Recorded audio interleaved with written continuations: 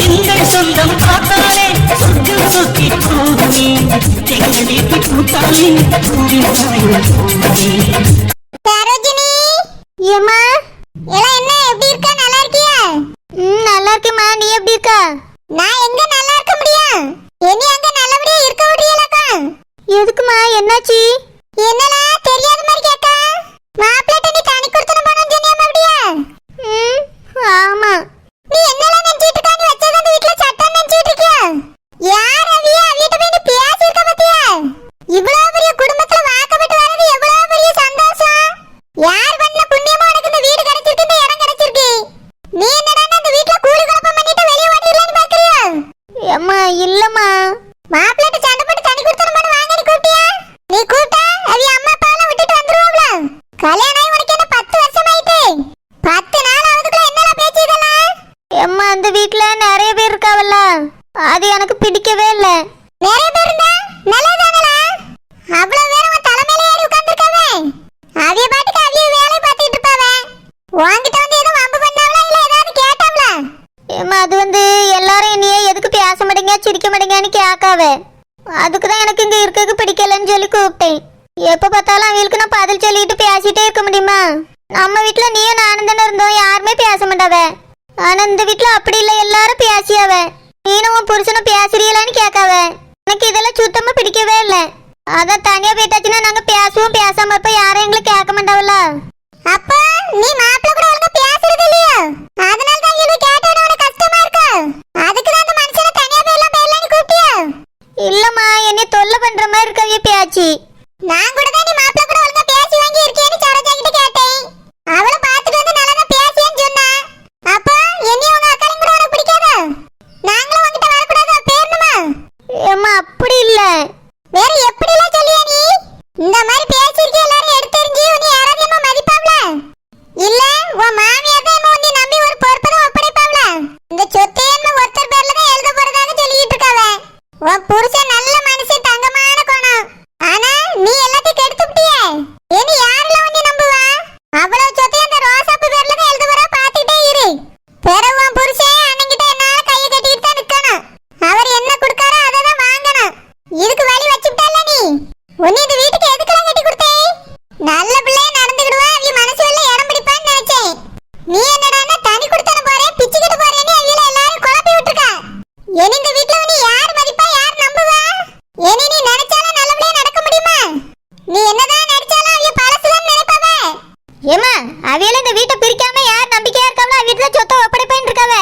இவ என்னடான்னா வந்து ஒரு வாரத்துல நாங்க தனி கொடுத்தன போறோம்னு சொல்லியிருக்கா. எப்படிமா இன்னும் பெரியத்தைக்கு நம்பிக்கை வரும்? எப்படி வரும்? எல்லாத்தையும் தான் கெடுத்து வச்சுட்டாலே. நீ யாரும் தம்பி குடும்பத்துல வாக்கப்பட்டு போயிருக்கா, உனக்கு சொத்து எழுத மாட்டான்னு எனக்கே தெரிஞ்சு போச்சு. அதனால தானே அவசர அவசரமா இவ்வளவு பேசி பிடிச்சு கட்டி கொடுத்துருந்தேன். இவ்வளவு பெரிய குடும்பம் நம்மளுக்கு கிடைச்சிருக்க, இவ்வளவு சொத்து ஆள்ற உரிமை நம்மளுக்கு வரப்போகுதுங்கிற எண்ணம் இல்லாமல இப்படி பண்ணிவிட்டா. இவ்வளவு நினைச்சா எனக்கு வயிறுலாம் எரியுது. ஏன்னா சரோஜினி நான் சொல்லியது உனக்கு ஏதாவது புரியுதா? அட சோக்கர் போய் உள்ள உன் வாழ்க்கை நீனே அழிச்சுக்கிட்டியே. இனியாவது அவங்களுக்கு நம்பிக்கை வர மாதிரி நடப்பியா இல்ல இப்படி இருப்பியா? நடப்பேன். என்னத்த நடப்பா? குரல்ல ஒண்ணும் தெரியலையே. சொத்து உன் புருஷனுக்கு உனக்கு வரணும். அத நினைப்புல வச்சிட்டு நீ இந்த வீட்ல வாழ ஒழுங்க. ஏமா சொத்து சொத்துன்னு பேசுறீ, எதுக்கு? எனக்கு சொத்து எதுக்கு? எதுக்கா?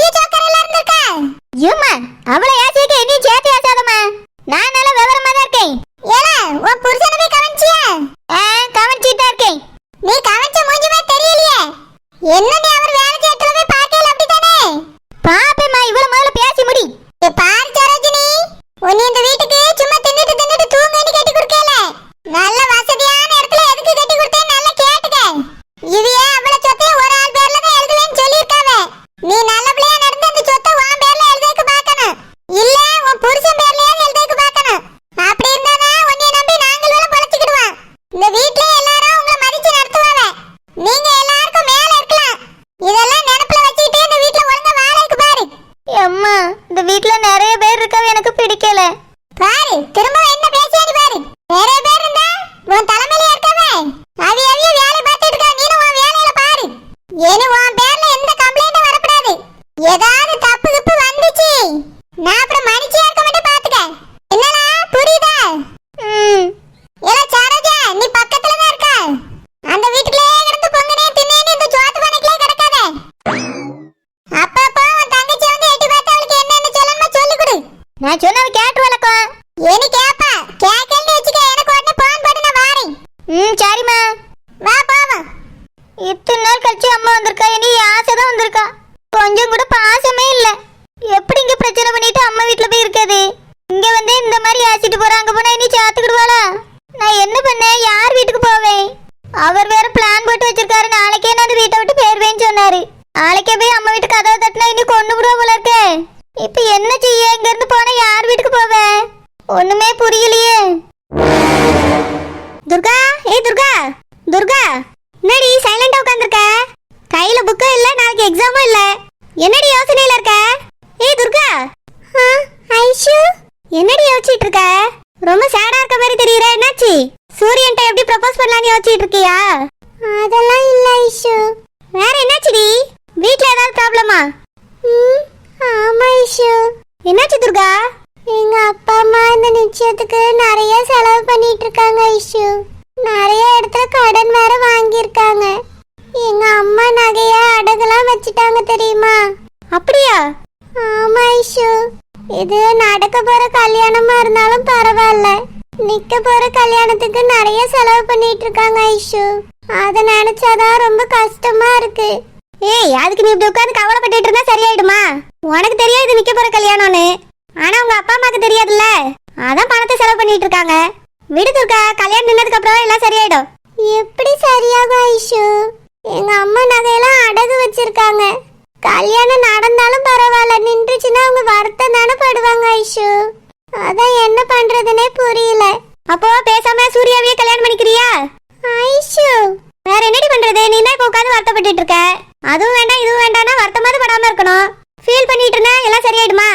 ஐஷு இந்த நிச்சயத்துக்கு முன்னாடியே இதை எப்படியாவது ஸ்டாப் பண்ணிடலாமா? சூர்யா தான் சொல்லியிருக்காருல கல்யாணம் வரைக்கும் வெயிட் பண்ணுங்கன்னு. அவரு சொல்லுவாருடி, நம்ம அதை கேட்கணும்னு அவசியம் இருக்கா? அவர் இஷ்டத்துக்கு அவர் கல்யாணத்தை நிறுத்தலாம்னு நினைக்கிறாரு.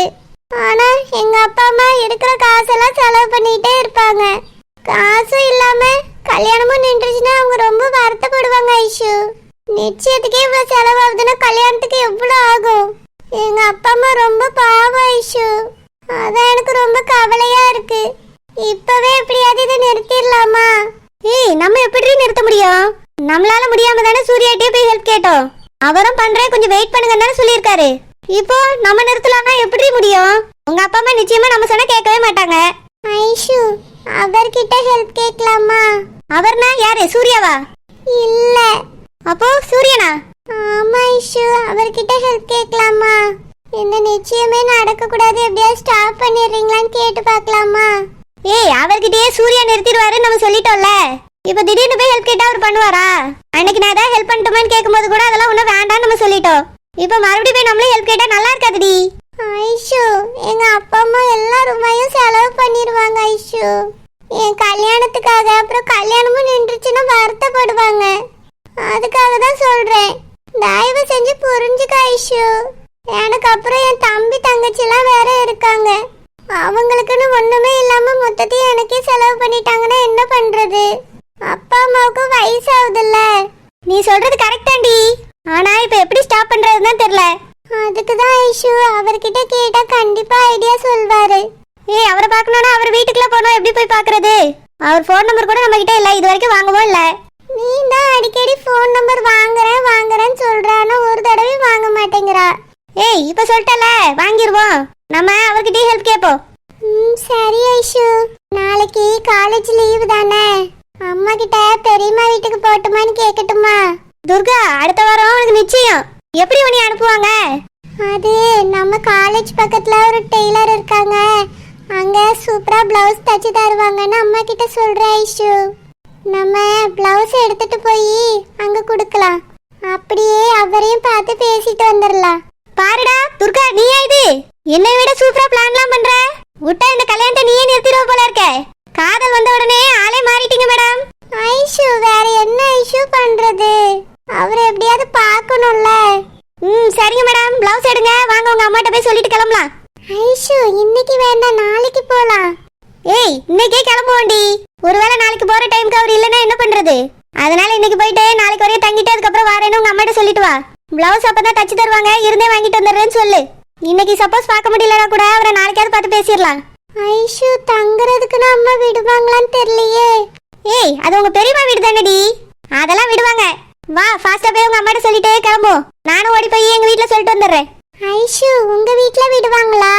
நிச்சயதார்த்த பொண்ணு நீ, உன்னையே விட போது என்னையும் விட மாட்டாங்களா? எங்க அம்மாட்ட போய் உங்க வீட்ல தங்க போறேன்னு சொல்லிட்டு வந்துடுறேன். ஐயோ எங்க அம்மா கிட்ட கேட்டாங்கன்னா? ஏய் தெரிஞ்சாலும் பரவாயில்லடி, பெரியம்மா விட அம்மா வீடுன்னு மாத்தி சொல்லிட்டேன்னு நான் சொல்லி சமாளிச்சிருவேன். எங்க அம்மா பத்தி உனக்கு தெரியாது, நான் என்ன சொன்னாலும் அப்படியே நம்பிடுவாங்கடி.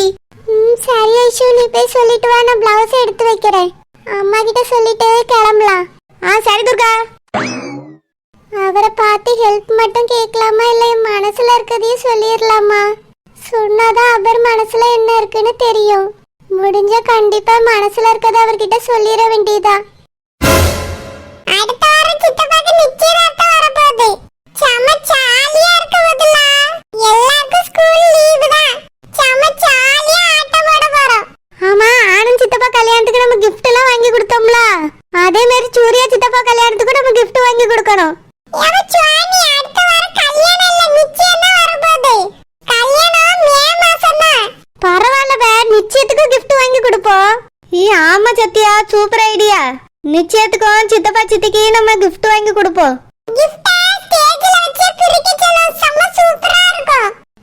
ஆமா பூமாரி, ஆனந்த் சித்தப்பாவையும் அப்படிதான் பிரிக்க சொன்னா. அவங்கதான் இப்ப வேண்டாம் அப்புறமா பிரிச்சுக்கிறியேன்னு சொல்லிட்டாங்க. ஆனா சூர்யா சித்தப்பாவையும் சித்தியும் விடவே கூடாது. கிஃப்ட கொடுத்துட்டு உடனே பிரிக்க சொல்லணும், பிரிச்சாதான் நாங்க இறங்குவோம்னு சொல்லணும். ஆமா என்ன கிஃப்ட் கொடுக்க போறிய பிளான் பண்ணிட்டீல? அதெல்லாம் இன்னும் பிளான் பண்ணல. ஆனந்த் சித்தப்பாக்கு வாங்கணும்ல கிஃப்ட், அந்த கிஃப்ட் ஷாப்லயே போய் கிஃப்ட் பார்க்கலாம். ஏப சத்தியா, அந்த கிஃப்ட் ஷாப்ல 1000 2000க்கு மேல தான் நல்ல நல்ல கிஃப்ட்டா இருக்கு. அதை விட கம்மியானா ரொம்ப சின்ன பிள்ளைத்தனமா இருக்கு. நம்ம பர்த்டேக்கு வேணா அந்த மாதிரி கிஃப்ட் வாங்கி கொடுக்கலாம். ஆனா நம்ம கல்யாணத்துக்கு நிச்சயத்துக்குலாம் கொடுக்கணும்னா கண்டிப்பா 2000 3000 ஆகும். அவ்வளவு ரூபா மறுபடியும் உடனே போய் கேட்டா யாருமே தருவாங்க? ஆமா போன தடவை எங்க அப்பாட்ட ரூபா கேக்குறதுக்குள்ள போதும் ஆயிட்டு. எங்க அப்பா எதுக்கு ஏன் எதனாலன்னு ஒரே கேள்வியா கேட்டு நச்சரிச்சிட்டாவே. அஜய் தான் அது இதுன்னு போய் சொல்லி ரூபாய் வாங்கிட்டு வந்தான் தெரியுமா? அதே மாதிரி போய் சொல்லி மறுபடியும் ரூபாய் வாங்குங்க பே. நிச்சயத்துக்கு gift கொடுக்கணும்னு மட்டும் ஆசைப்படுறீல்ல, ரூபாயோ நம்ம தான் கேட்டு வாங்கணும். ஏப சத்தியா, காணிய ரொம்ப மிஸ் பண்றேன் பே. காணி இருந்தா நல்லா இருக்கும். நம்ம நாளைக்கு போய் கனிய பார்க்கலாமா? நாளைக்கா? ஆமா நாளைக்கு நம்ம ஸ்கூல் லீவ் தானே, நாளைக்கு நம்ம எல்லாரும் கனி வீட்டுக்கு போலாம். சரி சத்தியா. சத்தியா அம்மா விடமாண்டா. உனக்கு ஒரு விஷயம் தெரியுமா? நாளைக்கு நம்ம தோட்டத்துல அறுவடை நடக்குது. அதனால வீட்ல யாருமே இருக்க மாட்டாவ. சாப்பிட கூட நாளைக்கு வீட்டு பக்கம் யாருமே வர மாட்டாவ. எல்லாமே தோட்டத்துல தான். அதனால நம்ம இங்க இருக்கோமா இல்ல அத்தை வீட்ல இருக்கோமான்னு யாருக்கு தெரியும்? ஏவ அத்தை மாமா சொல்லி கொடுத்துருவாவல்ல. சோனி அத்தை மாமாவும் தோட்டத்துல தானே இருப்பாவ. சத்தியா அப்படின்னா கனியும் தோட்டத்துக்கு தானே போவா? ஆமால, அப்ப நம்மளும் நாளைக்கு தோட்டத்துக்கு போயிருவோமா அஜய்? ஆமா சத்தியா, அதான் நல்லது. தோட்டத்துக்கு போய் நம்ம பிளான் அங்கேயே பேசிக்கிடலாம். இங்க பாருங்க, ஆளுக்கு 500 ரூபாயா வாங்கிட்டு வாங்க. ஐயோ 500 ரூபாயா? எங்க பாட்டி தர மாட்டா. சின்ன பொண்ணு, நீ எதுக்கு பாட்டிட்ட கேட்க? உங்க அம்மாட்ட கேளு இல்ல அப்பாட்ட கேளு. அப்பா அம்மா நான் கேட்டாலும் தர மாட்டாங்க, பாட்டி தான் தருவா. அப்போ பாட்டிட்டே கேளு. பாட்டி 500 1000 தர மாட்டா, 5 ரூபாய் 10 ரூபாய் தருவா. ஆமா எங்க பாட்டி அவ்வளவுதான் தருவாவே. இங்க பாருங்க, அதெல்லாம் எங்களுக்கு தெரியாது. எதையாவது சொல்லி ரூபாயை வீட்ல இருந்து வாங்குங்க, அப்பதான் கிஃப்ட் வாங்க முடியும். இல்லனா சும்மா தான் போய் ஸ்டேஜ்ல நிக்கணும்னு சொல்லிட்டேன். ஆனந்த் சித்தப்பா கல்யாணத்துக்கு நம்ம கிஃப்ட் வாங்கிட்டு போனோம்ல, எவ்வளவு அழகா இருந்துச்சு. அப்படியே கெத்தா போய் ஸ்டேஜ்ல நின்னோம். இதுக்கும் அந்த மாதிரி கிஃப்ட் எல்லாம் கொடுத்தாதானே அழகா இருக்கும். ஆமா சரி, நீ சொல்றே சரிதான். கண்டிப்பா எல்லாரும் சேர்ந்து ஒரு gift வாங்கி கொடுத்தே ஆகணும். அதுக்கு தான் சொல்றேன், வீட்ல 500 ரூபாயா கேளுங்க, 100 200லாம் வேண்டாம். அப்படி இல்லனா அப்பாட்ட ஒரு 200 அம்மாட்ட ஒரு 200ன்னு ஆட்டையை போடுங்க. எப்படியா 500 ரூபாய் வந்தாகணும். சோனி எல்லாத்தையும் சொல்றியே, நம்ம எப்படி வாங்குறதுன்னு முதல்ல யோசிச்சியா? அம்மாட்டெல்லாம் ஒத்த பைசா வாங்கிட முடியாது. ஏன் எதுக்குன்னு 1008 கேள்வி கேட்பா. ஸ்கூல்ல கேட்டாவன்னு சொன்னா நம்ம ஃப்ரெண்ட்ஸ்க்குலாம் போன் போட்டு கேட்டுருவா. ஏன் அதான் அப்பா இருக்காவல்ல, அப்பாட்ட ஒருத்தர் 500ன்னு கேட்டா பரவாயில்ல, 2 பேரும் போய் நின்னா என்ன சொல்லுவாவ? அம்மாட்ட எதுக்கு இவ கேட்காவன்னு கேட்பாவ. அம்மைக்கு தெரிஞ்சிட்டுனா அவ்வளவுதான் மாட்டிக்கிடுவோம். ஆமாப்பா, அதை யோசிக்காம விட்டுட்டனே. அம்மைக்கு தெரிஞ்சதுன்னா கண்டிப்பா ஸ்கூல் ஃப்ரெண்ட்ஸுக்கு ஃபோன் போட்டு கேட்டுருவா. இப்போ என்ன செய்ய? நீ சுவானி பேசாம கிஃப்ட் வாங்க போறோம், அதுக்கு தான் ரூபா வேணும்னு கேட்டுருவோமா? சத்தியா அப்படி சொல்லி கேட்டா நீங்க சின்ன பிள்ளைகள், நீங்க எதுக்கு கிஃப்ட் கொடுக்கணும், அதெல்லாம் கொடுக்காண்டான்னு சொல்லிடுவாங்க. கண்டிப்பா ரூபா கிடைக்காது. வேற ஏதாவது நல்ல ஐடியாவை யோசிங்க. ரூபாயும் வாங்கணும், வீட்லயும் மாட்டக்கூடாது, எப்படி வாங்க? அது வாங்கிட்ட ஏதாவது ஐடியா இருக்கா? என்கிட்ட ஐடியா கேட்டா நான் என்னத்த சொல்லுவேன்? எங்க அப்பாட்ட எப்படி கேட்டு நானே பணத்தை வாங்குறதுன்னு யோசிச்சுட்டு இருக்கேன். பென்சில் வாங்க 10 ரூபா கேட்டாலே எங்க அப்பா 1008 கேள்வி கேட்பாங்க. 500 கேட்டா எத்தனை கேள்வி கேட்பாங்களோ, எப்படி பதில் சொல்லனே தெரியல. ஆமால, செருப்பு வாங்க போறோம், ஷூ வாங்க போறோம்னு அந்த மாதிரி ஏதாவது சொன்னா எங்க ஷூ எங்க செருப்புன்னு கேட்பாவ. ஸ்கூல்ல கேட்டாவன்னு சொன்னா கண்டிப்பா எங்க அம்மா என் ஃப்ரெண்டுக்கு போன் அடிச்சு கேட்டுருவாவ. இப்ப என்ன செய்ய? எப்படி ஏமாத்தி பண்ணுவாங்க? பேசாம எல்லாரும் போய் பாட்டிட்ட கேட்டுருவோமா? ஏல, பாட்டிட்ட ஒருத்தர் கேட்டா பரவாயில்ல, எல்லாரும் போய் கேட்டா எப்படி தருவாவ? அப்போ டூருக்கு போறேன்னு சொல்லி பணம் கேட்போமா? டூருக்கா? ஆமாவே, டூருன்னு சொல்லி கண்டிப்பா ஃப்ரெண்டுக்குலாம் போன் அடிச்சு கேட்க மாட்டாவ. அப்படி சொல்லியே எல்லாத்தையும் பணத்தை வாங்கிடலாம். Ajay, super idea. டூருன்னு சொல்லியே பணம் கேட்கலாம்.